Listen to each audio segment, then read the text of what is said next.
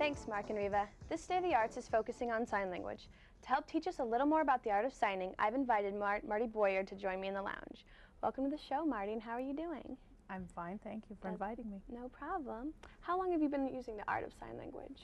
I started learning to sign 25 years ago. And what motivated you to learn such a unique language that isn't used every day? I've always been interested in signing since I was a child.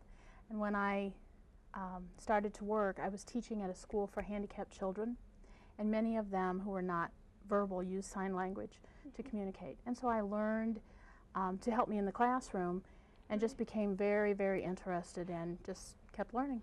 That's awesome. So what are some of the advantages of learning sign language to, say, like a hearing person that you feel or have come across in your 25 years? I have always liked to work in a situation where I can assist other people, either in teaching or in interpreting. And it just helps me to be more capable of helping other people. Right. To somebody who's just beginning to learn sign language, that's of older, what are some basic do's and don'ts? And is it different from like a right-handed signer compared to like a left-handed signer? If you are right-handed, you need to stay right-handed. If you are left-handed, you need to stay left-handed. Don't try to switch. This is not a good time to try to switch it. I would always tell people to remember that their body forms the background for their signing. They should always keep their hands as still as possible, just move their fingers, keep their hands in front of their actual body rather than in front of their face. It makes it more difficult to see the hands if they're up in front of your face. Because there isn't the vocal tones, is the face just as important as the way the hands are signing? Like if somebody's angry, do the hands and the face portray that anger and tenseness? Yes. Deaf people use their whole body. Body language is very important in signing. Use facial expression a lot to